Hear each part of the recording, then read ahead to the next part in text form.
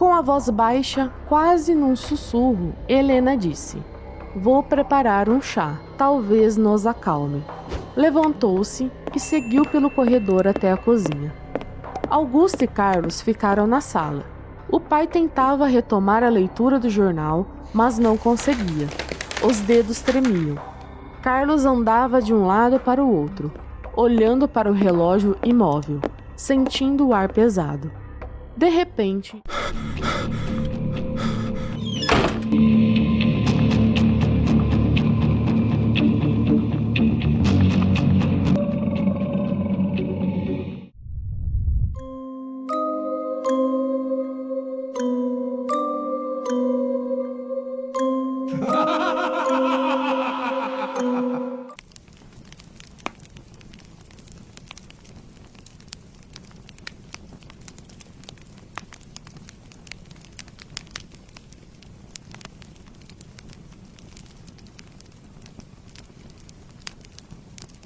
a casa dos Alencar era antiga, feita de paredes grossas, janelas pesadas e madeira que rangia a cada passo. Construída pelo bisavô, guardava memórias e segredos em cada cômodo. Mas o que dominava a sala de visitas, chamando a atenção de quem entrava, era o velho relógio de pêndulo, feito de madeira escura, com números romanos no mostrador e vidro embaçado pelo tempo. Ele não era apenas um objeto de família, era uma espécie de presságio. Desde sempre, parava de funcionar exatamente no instante em que alguém da família morria. Naquela noite de inverno, o vento uivava lá fora, fazendo as árvores gemerem e as janelas vibrarem. Dentro da sala, o fogo da lareira crepitava abaixo. Augusto, o pai, lia um jornal com dificuldade, franzindo a testa sob os óculos. Era um homem de quase 60 anos, largo de ombros, barba grisalha, mal aparada e mãos pesadas de quem passara a vida como marceneiro.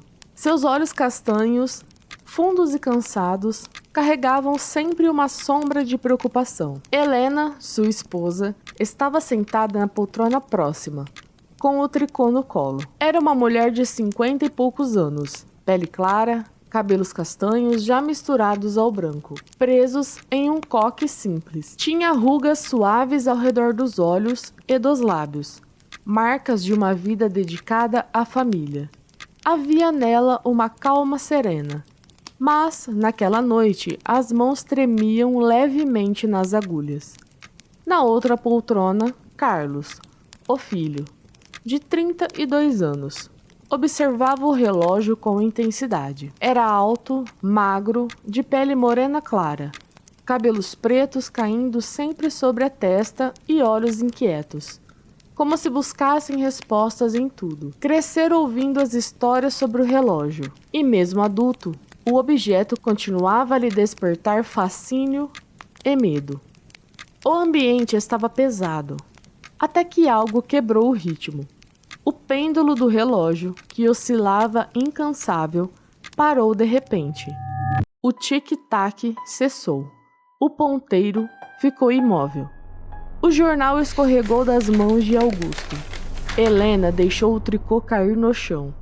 Carlos se levantou num salto, encarando o relógio como se pudesse forçá-lo a mover. Mas não havia dúvida. Ele estava parado. O silêncio que tomou conta da sala era tão intenso que parecia mais alto que qualquer barulho. "Não pode ser", murmurou Augusto, sem acreditar. Talvez seja só um mecanismo", arriscou Carlos, mas a voz falhou. Helena apertou as mãos no colo. Desde que era menina, ouvira que o relógio nunca falhava. Sempre que parava, alguém da família morria. Mas ali estavam os três, vivos, e o medo maior era não saber para quem o relógio anunciava o fim. Com a voz baixa, quase num sussurro, Helena disse: "Vou preparar um chá, talvez nos acalme." Levantou-se e seguiu pelo corredor até a cozinha. Augusto e Carlos ficaram na sala. O pai tentava retomar a leitura do jornal, mas não conseguia. Os dedos tremiam. Carlos andava de um lado para o outro, olhando para o relógio imóvel, sentindo o ar pesado. De repente, um estalo ecoou pelo corredor. Era o som de madeira cedendo, como se uma porta tivesse se movido sozinha. Augusto se levantou de imediato, fazendo sinal para o filho. Vamos ver o que é isso. Seguiram juntos pelo corredor estreito, as tábuas rangendo sob seus pés. A casa parecia mais escura do que o normal. A porta do quarto mais antigo estava entreaberta. Empurraram-a devagar. O ar ali dentro era frio, carregado de mofo. No centro, um baú coberto por um lençol empoeirado. Augusto puxou o tecido e revelou um objeto de madeira entalhada com símbolos de números romanos, iguais aos do mostrador do relógio. Em cima dele, uma fotografia antiga. O bisavô, sério, de braços cruzados. E atrás dele, na parede, o mesmo relógio, congelado na hora em que o homem havia morrido décadas antes. Carlos recuou, sentindo o estômago embrulhar. Pai, o relógio não anuncia, ele chama. Antes que Augusto pudesse responder, um barulho seco ecoou pela casa, um estrondo, vindo da cozinha. Eles se entreolharam, o pânico nos olhos, e correram em disparada pelo corredor. Helena havia colocado a chaleira no fogo. O som da água contra o metal ecoava demais, e suas mãos tremiam sem motivo. Tentava se convencer de que era só nervosismo, mas o coração acelerava a cada segundo. Um rangido veio do corredor. Helena olhou por cima do ombro. A porta do quarto antigo balançava levemente entreaberta. Um frio percorreu sua espinha. Voltou-se para o fogão, tentando ignorar, mas sentia que algo a observava. O vapor começou a escapar da chaleira. O chiado soava como um sussurro. Helena segurou o cabo, mas o calor a fez recuar. A água fervente se espalhou pelo balcão e escorreu para o chão.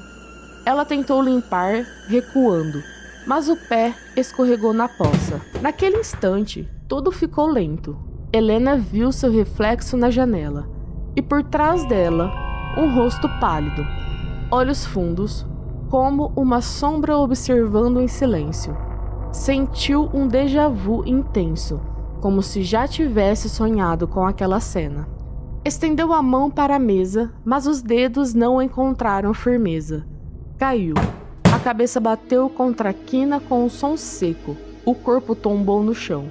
Os olhos permaneceram abertos, como se ainda vissem o que ninguém mais podia enxergar. Augusto e Carlos chegaram à cozinha no mesmo instante.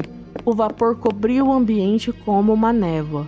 A chaleira tombada soltava os últimos chiados. A chama do fogão ainda ardia. Helena jazia imóvel no chão, o olhar fixo, o corpo sem vida. E então, da sala, ecoou uma badalada única e profunda. O relógio havia voltado a funcionar. O pêndulo balançava serenamente. O tic-tac regular preenchendo a casa como se nada tivesse acontecido. Carlos caiu de joelhos ao lado da mãe, lágrimas escorrendo pelo rosto. Augusto olhava para o corredor, o rosto pálido, como se tivesse entendido tarde demais. O relógio não era apenas um presságio, ele era a própria sentença. E naquela noite, escolhera Helena.